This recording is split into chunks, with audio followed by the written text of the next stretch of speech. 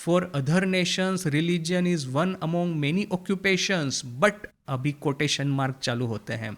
Here in India religion is the one and only occupation of life. अन्य अन्य देशों में देखिए कि और भी बहुत सारी चीज़ों को लेके ये व्यस्त रहते हैं, किंतु भारत में धर्म ही है हमारे जीवन का प्राण।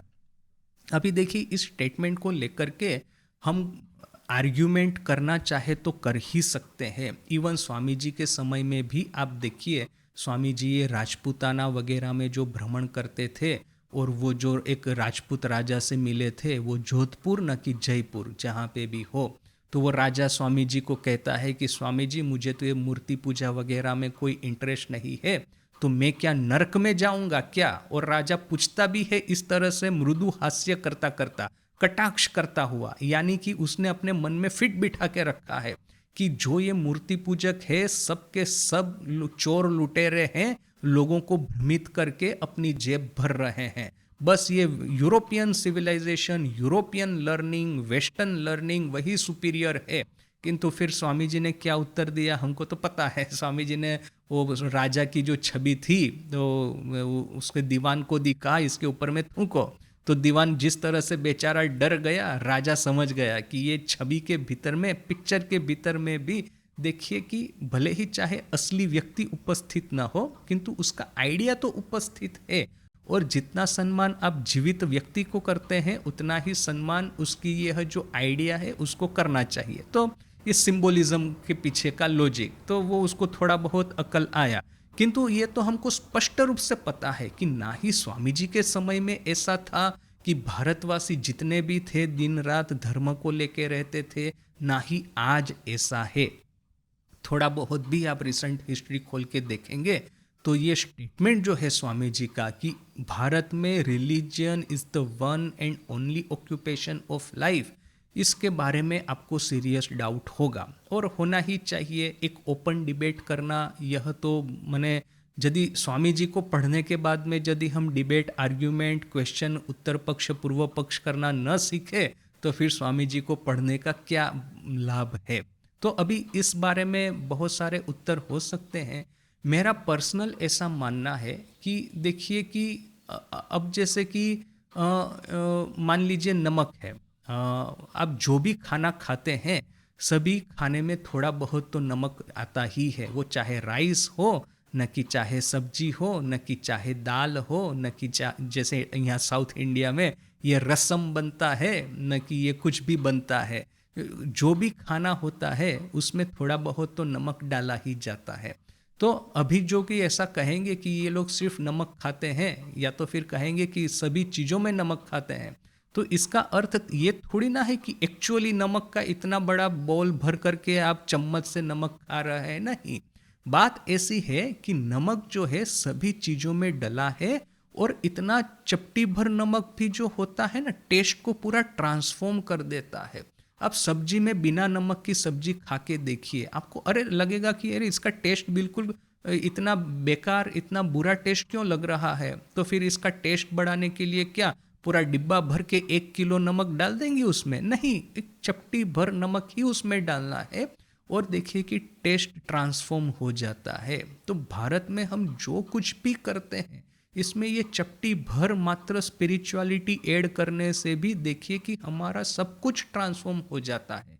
दूसरे देशों में देखेंगे कि ये माइंडसेट ही ऐसा रहता है कि कब दूसरे देशों पे आक्रमण करे, कब उनको लूटे, कैसे उनको एक्सप्लॉइट करे, कैसे बड़े से बड़े एम्पायर बनाए, कैसे बड़ा सा बड़ा ये मर्चेंडाइज नेटवर्क, ये जो कॉमर्शियल नेटवर्क बनाए, कैसे बड़ा सा बड़ा प्रोडक्ट बना करके मोनोपोली एस्टैब्लिश करे। अब कि भारत में है कि जीवन निर्वाह के लिए जो कुछ करना है वो करना है, और फिर यदि समय प्राप्त होता है तो कोई अन्य चिंता करनी है।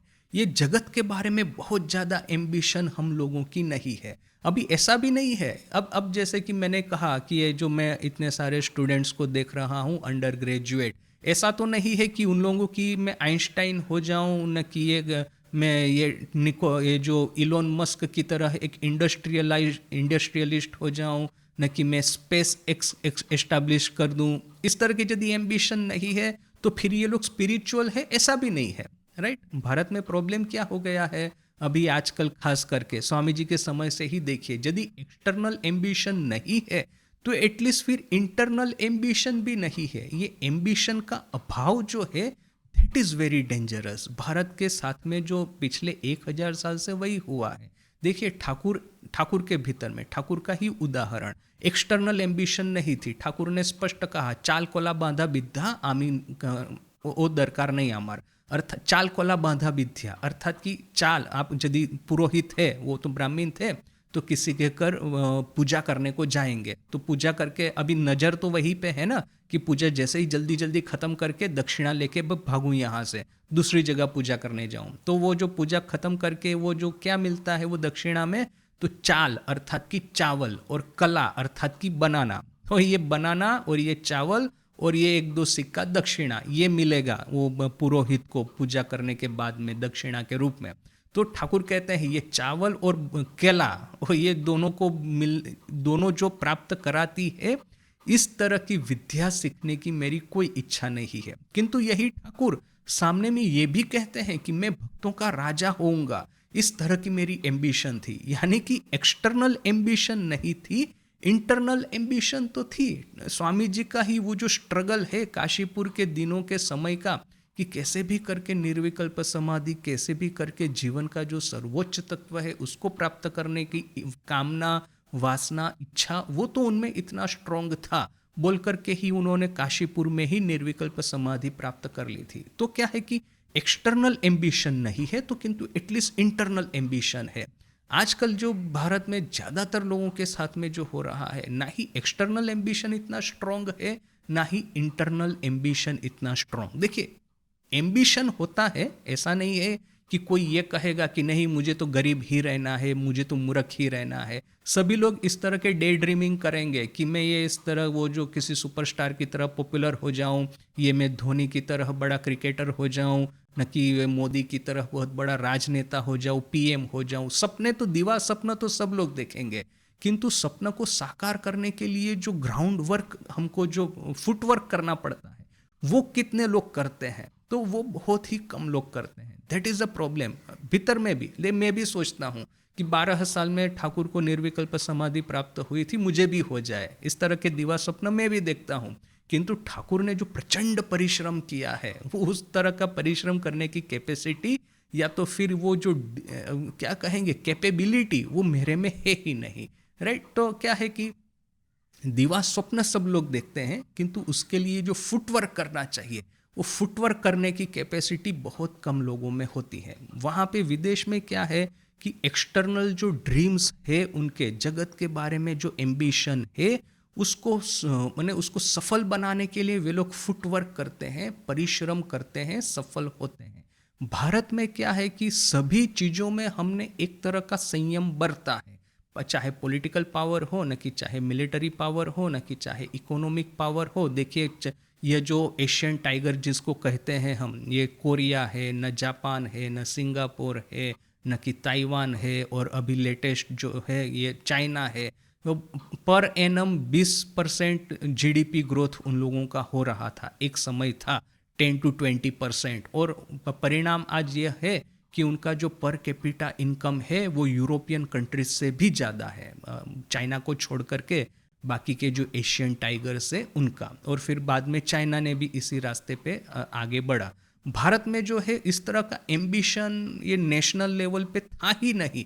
कैसे भी करके एक पागल की तरह एक स्क्रिजोफेनिक सोशलिस्ट स्टेट बना करके रखना है, वहाँ पे सभी चीज़ों का लाइसेंस होगा। जस्ट कल ही मैं जा रहा था रास्ते में कहीं पे गाड़ी में बैठ के, तो किसी हमारे जो एक डिवोटी थे उन्होंने बोला कि महाराज मैं जब स्टूडेंट था तो ये मार्केट था ना, पूरा ब्लैक मार्केट था यहाँ पे। तो ये है ना सी पोर्ट है यहाँ पे, तो बहुत सारी शिप में क्या होता है कि ये विदेश से, उस समय की बात है, वो स्टूडेंट थे, वो अभी तो रिटायर हो गए हैं, वो स्टूडेंट होंगे एटलीस्ट आज से 40-50 साल पहले की बात। तो उस समय क्या था कि ये जितना भी इलेक्ट्रॉनिक्स आता है जापान से वो ड्यूटी फ्री। अभी आप ड्यूटी कितना था, 200%, 300%, 500% इलेक्ट्रॉनिक्स आइटम के ऊपर में इतना ड्यूटी था। तो वे लोग क्या करेंगे कि कोस्ट गार्ड ने कि जो भी है उन लोगों के साथ में समझौता करके कि जो भी है वो 2 नंबरी स्मगलिंग करके कैसे भी करके ये विशाखापट्टनम में घुसा देंगे, वो मार्केट में सेल करेंगे। अभी जैसे कि देखिए आइटम तो वैसे महंगी है, किंतु उसके ऊपर में 500% न कि इतना ड्यूटी डालेंगे तो कितना और महंगा हो जाएगा। यानी कि duty free item 2 number smuggle की हुई, उसको लेने के लिए बहुत सारे लोग इस मार्केट में आते थे। अभी मैंने उस समय माइंडसेट ही ऐसा था कि कंजम्पशन है, ये जो ट्रांजैक्शन है, मैंने लेना और देना, मैंने सेल करना, परचेस करना, मैन्युफैक्चरिंग करना, उस सब के ऊपर में सरकार की जैसे कि एक वक्र दृष्टि थी। आज हम कहते हैं जितना भी लाना हो लाओ, जितना सेल करना हो करो, किंतु उस समय इस तरह का परिस्थिति था। तो क्या है कि देखिए कि हम लोग इस तरह के एक सोशलिस्ट माइंडसेट में रहे हैं, जहाँ पे भी हमको ये इकोनॉमिक एम्बिशन को भी हम लोगों ने बड़े मॉडरेट करके रखा है। आइडियली होना ये चाहिए कि बाह्य जगत में जब भी अपनी एम्बिशन मॉडरेट है तो इनर वर्ल्ड में उसको बहुत ही ज़्यादा स्कोप मिलना चाहिए, बहुत ही ज़्यादा एक्सपांड होनी चाहिए। ये हो नहीं रहा है, ये भारत का दुर्भाग्य है। वो वही हमारा जो ये उदाहरण मैं बार बार कहता हूँ कि ये जो वाटर स्नेक, ठाकुर का ही उदाहरण किंतु थोड़ा सा चेंज करके, कि ये वाटर स्नेक है, मेढक को गिला है, ना ही अभी उसको खा पाता है, ना ही उसको फेंक पाता है बाहर में, और बोल करके ना ही मेढक मर रहा है, ना ही ये वाटर स्नेक है उसकी यंत्रणा का अंत आ रहा है। तो भारत में भी जैसे कि ये आध्यात्मिकता को पकड़ करके, ना ही हम आध्यात्मिकता को डाइजेस्ट करके आध्यात्मिक वर्ल्ड में एक के बाद एक हमारा जो कि आम नागरिक है वो बढ़ पा रहे हैं, ना ही फिर ये आध्यात्मिकता गले में घंटी की तरह धर्म जो है इस तरह से बंध गया है कि एक्सटर्नल वर्ल्ड में भी ज़्यादा कुछ डेवलपमेंट नहीं कर पाते। ये सुंदर पिचाई वगैरह को यदि अपनी एम्बिशन को खुला रास्ता देना है तो वो अमेरिका ही जाना होगा। अभी जस्ट रिसेंटली में एआई का हिस्ट्री पढ़ रहा था, तो एक जोफ हिंटन करके एक ये है कैनेडियन रिसर्चर। तो अभी क्या है कि उसको आजकल मॉडर्न एआई का वन ऑफ द फाउंडर माना जाता है। तो उसने ठीक किया, वो प्रोफेसर था, तो उसने ये ठीक किया कि मैं क्या है कि कॉरपोरेट जॉब करना चाहता हूँ, और कॉरपोरेट जॉब करने के लिए उसने क्या किया, बुद्धि क्या यूज़ की कि उसने कंपनी एस्टैब्लिश की। वो खुद, उसका फाउंडर, उसके जो 2 स्टूडेंट है, उसके एम्प्लॉय, 3 लोगों ने एक कंपनी एस्टैब्लिश की, और अभी कंपनी बना करके वो अपने को सेल कर रहे हैं, ऑक्शन कर रहे हैं। माने फटाक करके कोई कंपनी ज्वाइन कर लेगा वो प्रोफेसर, तो उसको तो इतना सैलरी नहीं मिलेगा, तो वो अपने को ऑक्शन कर रहा है। देखिए उसका भी बुद्धि कैसा है।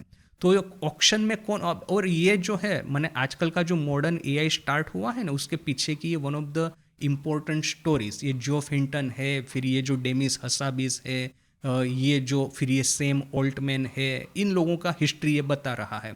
तो आई थिंक ये 2012 ना कि 13 की ही बात है, जबकि ये पूरा मूवमेंट ऑन होना था, स्टार्ट हो रहा था उस समय। तो ये अपना ऑक्शन कर रहा है अपनी कंपनी का। ऑक्शन में कौन था, तो एक माइक्रोसॉफ्ट था, गूगल था, और ये डेमिस हसाबिस का डीप माइंड, उस समय इंडिपेंडेंट कंपनी था, बाद में वो गूगल में मर्ज हो गया। और पता है एक और कौन था, तो बाइडू, चाइना का। अब देखिए कि सभी लोग ये कर रहे हैं, बीड कर रहे हैं एक के बाद एक। तो ये जो बाइडू कंपनी है चाइना की, उसका जो बिडिंग है वो $1 मिलियन, मैंने 30 मिलियन, 40 मिलियन, ऐसा 10 million, 15 million, 20 million, 25 million company खरीदने के लिए जोफ हिंटन की। तो वो बिडिंग करते ही जा रहे, और बाइडू ने भी ठीक करके रखा है। देखिए कि भविष्य जो है और वो एआई के बेस पे होने वाला है, और ये एआई का बहुत ही पावरफुल रिसर्चर है, कैसे भी करके उसको अपनी कंपनी में लाना है। तो उसके जो एग्जीक्यूटिव है जो बिडिंग कर रहे हैं, उसको ऑर्डर हुआ है कि कैसे भी करके जो अपनी जो अमाउंट है वो कम नहीं होनी चाहिए, कैसे भी करके उसको खरीदो, उसकी कंपनी को, और कैनेडियन रिसर्चर को अपने यहाँ पे बुलाओ चाइना में। तो ठीक है, तो आखिर में माइक्रोसॉफ्ट निकल गया फाइनल बिडिंग में से, 40 मिलियन न कि ऐसा सब गया तब। और उसके बाद में है ये गूगल है और ये बाइडू है, दोनों बिडिंग करते ही जा रहे। आई थिंक 44 मिलियन पे आके बात अटकी, और बाइडू तो खत्म नहीं करने वाला है, वो बिडिंग में से निकलने नहीं वाला है, ठीक करके रखा है कि इसको लेना ही लेना है। किंतु ये जो रिसर्चर है, प्रोफेसर, उसने सोचा कि मुझे चाइना नहीं जाना है, मुझे अमेरिका में ही रहना है।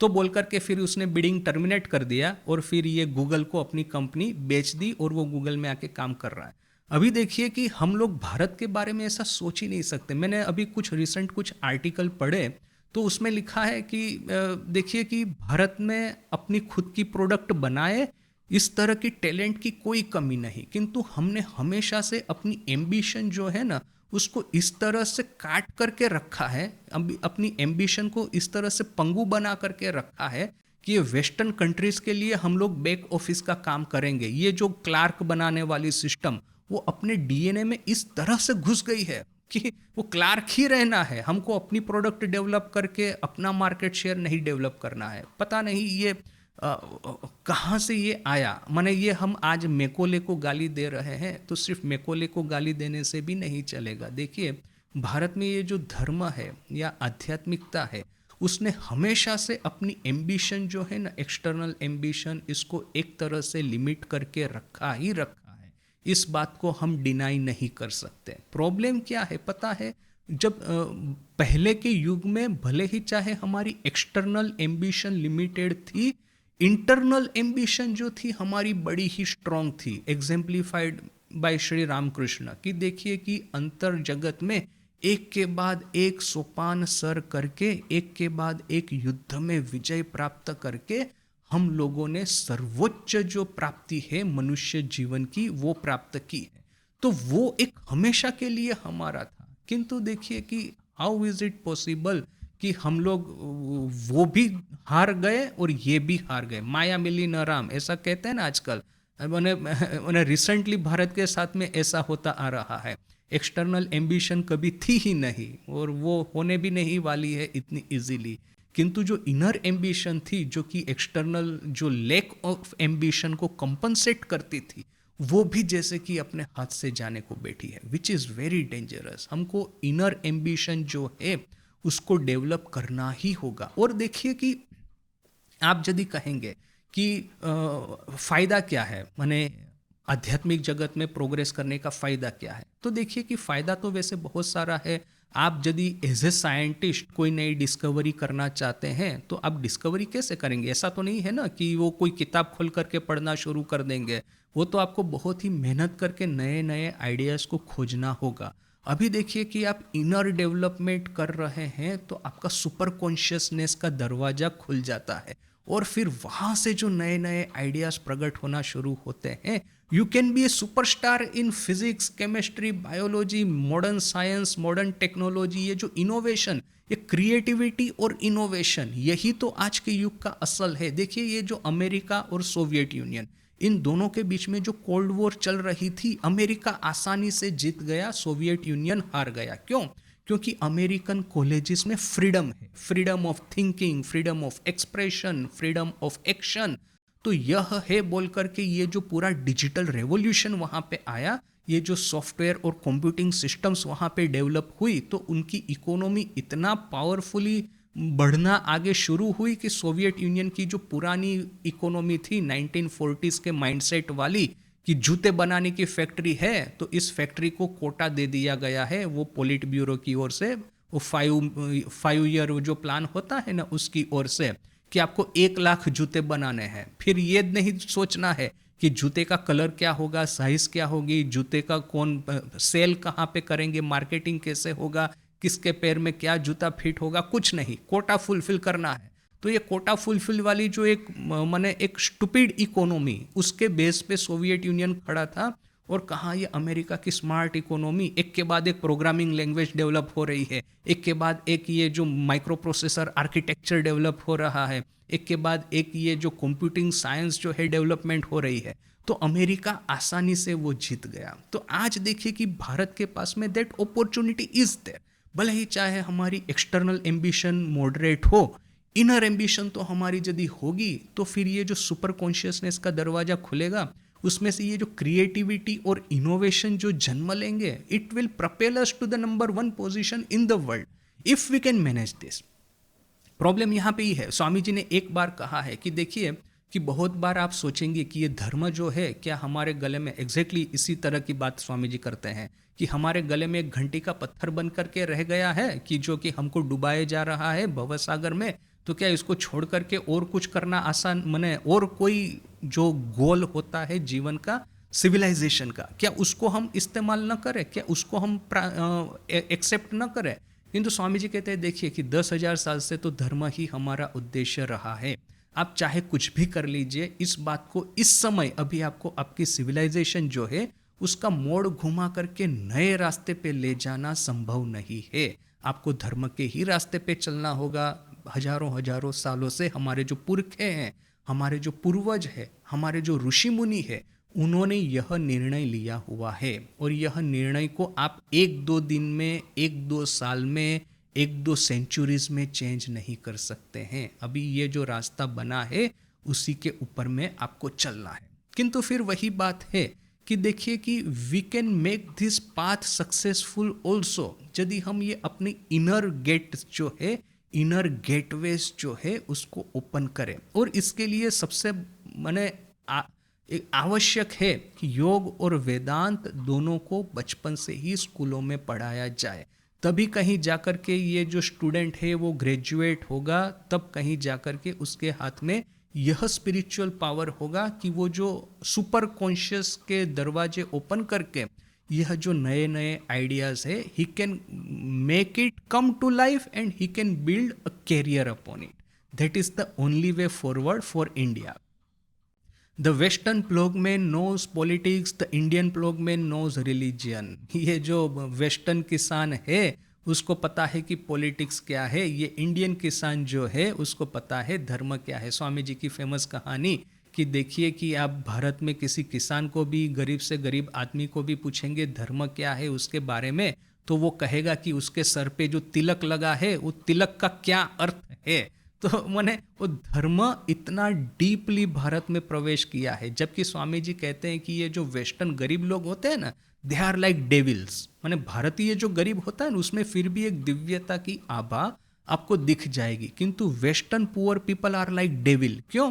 क्योंकि मटेरियल प्रोस्पेरिटी नहीं है, तो फिर क्या चीज है जो कि उनको कल्चर देती है? कुछ नहीं। धर्म सिर्फ ऊपर ऊपर से है। क्रिश्चियनिटी का वो ऐसा जो डेप्थ ऐसा कुछ नहीं है।